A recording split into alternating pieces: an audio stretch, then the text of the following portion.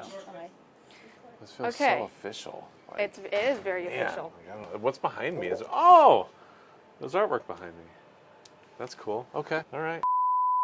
This is Melania Mamano from the Victor Voice, and we are interviewing Victor alumni. Today we're here with Mr. Purdy. And Mr. Purdy, when did you start attending Victor? So we did the math, I think 1991-ish, and then I graduated in 2003. I started attending Victor kindergarten. 1995 was my first year at kindergarten. I started kindergarten here in 1992. Oh, I started in preschool, and I went through all the way to senior year, 12th grade. So I attended Victor all the way from kindergarten through high school. So in the late 1970s when I started kindergarten, and then I graduated in 1990. Graduated in 2009. I hope those years match up. I was 4 years old, so 1980, I guess, is my bad math. I started attending Victor, it would have been 1982, kindergarten. Attending would have been in 1985, I think it was. Did you start as like a kindergarten? Oh, kindergarten, a lifer here. How do you think the demographics have changed? The demographics, along with everything here, as Victor continues to grow, you have a lot more influx of people from all walks, and I think that that's really cool. We're still a suburban school, and on the outskirts, I think that there's still room for a lot more diversity, but it's sure a lot more diverse than it was when I was in school here. A lot more culture, a lot more ethnicity, and I think that that helps with the community. It helps growth. It helps a lot. Demographics, yeah, I can talk about demographics. So, well, I can talk about even the size. So, like when I went, which was not too, I don't want to think it's too long ago, 2005. I think I graduated with like 230 kids. So we're up to, I think, almost consistently 330 now. So we've grown a ton even since I've graduated, which is crazy. And we're running out of space even to this day to keep everybody. But we're at only one of the only schools in New York State that has grown, which is kind of cool.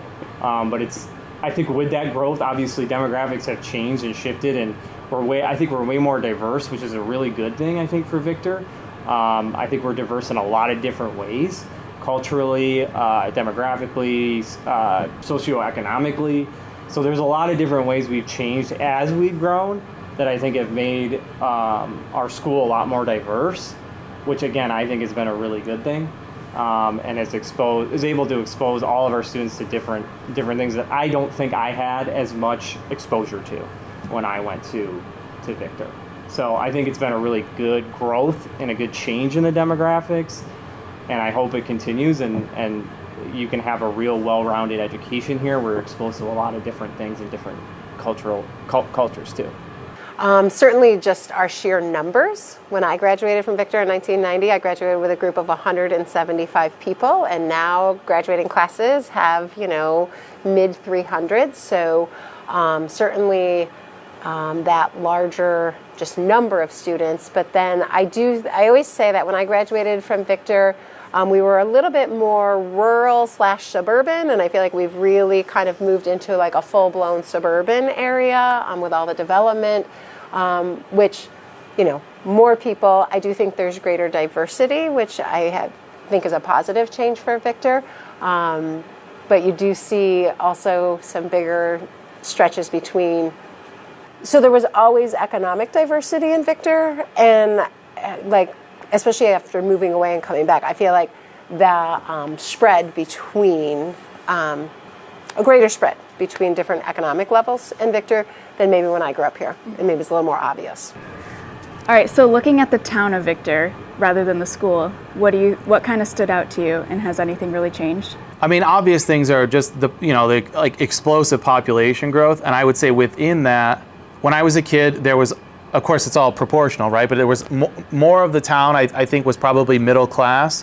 Now it seems like there is a fair amount of, low income housing. And then, of course, there's been a lot of, wealthy or, new money, whatever term you want to use, that have come into the district. So it seems like maybe that's balanced out, or even gone, past balancing out, and that there's more sort of top socioeconomically and bottom than there used to be when I was a kid.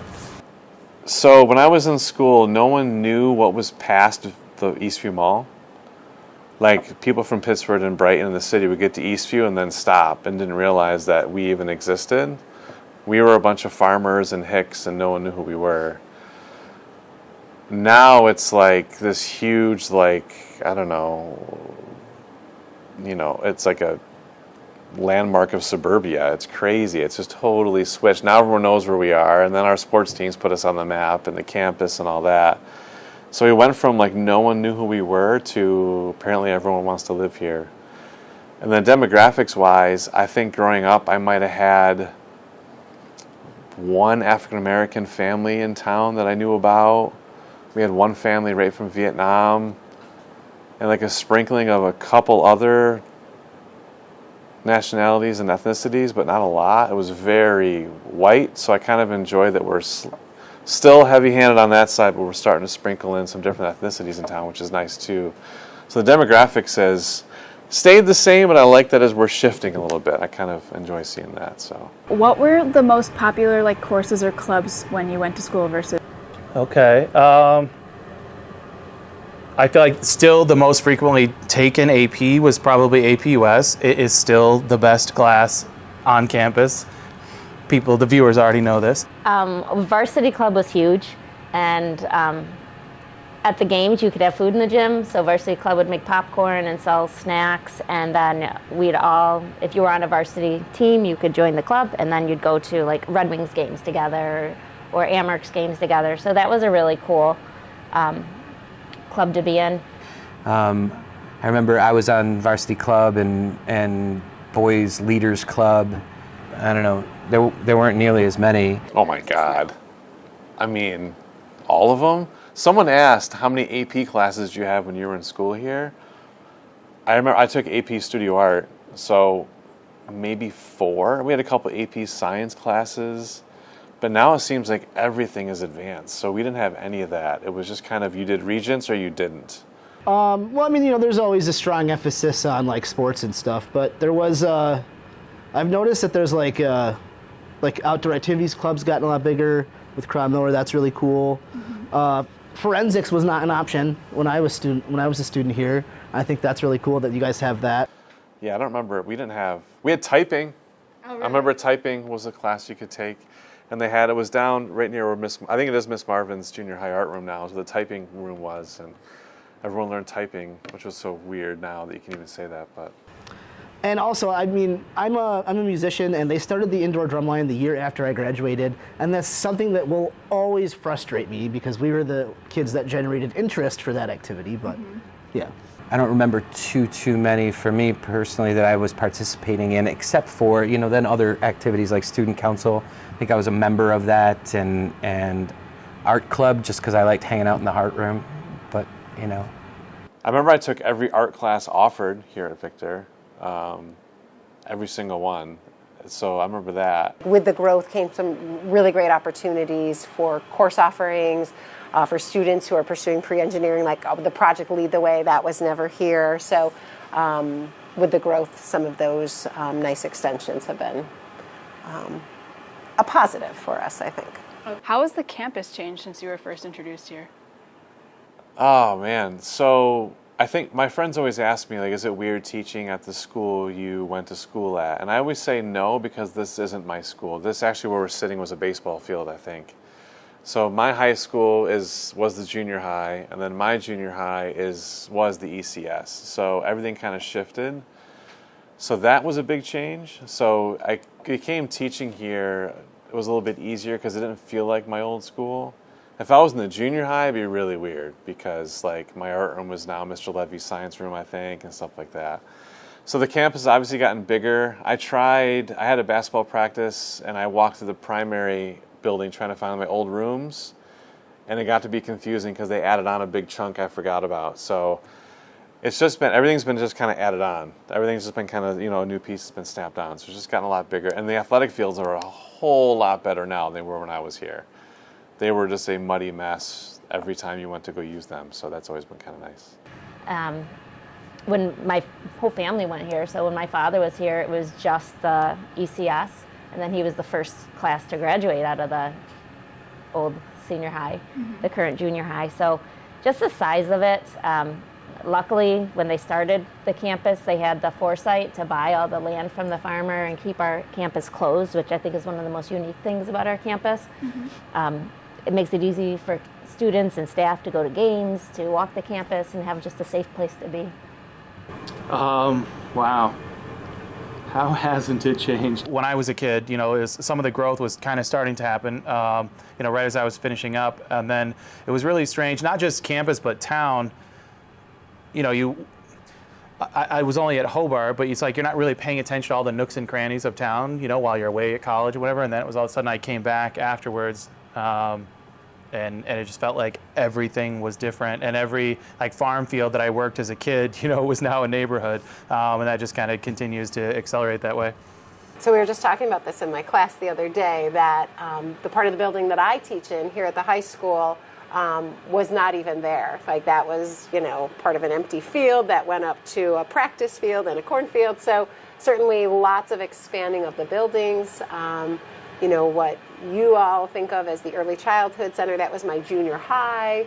Your junior high was my high school. So just lots more building and space and sprawling, I guess.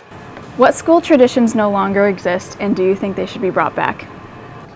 The first school tradition I think that should be brought back is kids' cars getting booted. That was a rite of passage as a junior. So you would always try and see if your car would get booted that day. You would risk it and always come out and have a nice boot on your car at the end of the day. So that was the first tradition that I think should get brought back.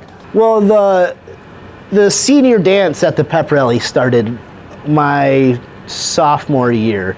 And I liked the way that it's evolved. It's a lot more it's pretty much the whole class was out there doing it. When it first started, it was just a couple people. So I thought that was pretty cool. I'm trying to think of, actually let me think about a tradition. When I was in school, they took away the pep rally.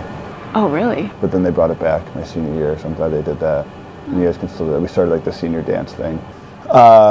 We were freshmen, and my class was freshmen, and every year they would come in and seniors would chant freshmen suck. Oh, so that's always been a thing. Oh yeah, always. And my class didn't take too kindly to that, so I had a couple of kids that started chanting seniors suck, and the seniors didn't like that at all. So next thing you know, it's the end of the pep rally, and seniors are in the bleachers trying to fight all the freshmen. Yeah, it wasn't good. So we got them taken away, and then and we somehow got it back on our best behavior. And so then we added a few other elements and things like that. So we got, the relay races were there, and actually we taped a girl to a wall. Her name was on a wall, and we taped her to a wall. Were there any special things about school when you went? Oh wait, I worded that weird. Were there any special traditions that existed when you were in high school that don't exist now? It's a tough question. I don't remember anything really specifically. I feel like a lot of the same things, especially the senior year stuff, right? The bash, the different dances, the going to senior trip. Those are all strong traditions when I went to high school, and it's great to see that those have kind of all continued, especially with that senior year. That was a memorable year for everyone, and I think it continues to be because of all those different things you do throughout that senior year. So those are the things that I remember as junior and senior year, the different things we did just to feel like upperclassmen, I feel are still continuing. So I wouldn't say there was anything I've noticed has gone away since I graduated.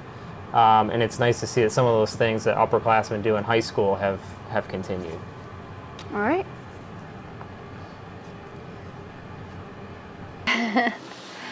Well, I was given a task of presenting to the Historical Society, or just to the town of Victor, the history of Victor through the yearbook.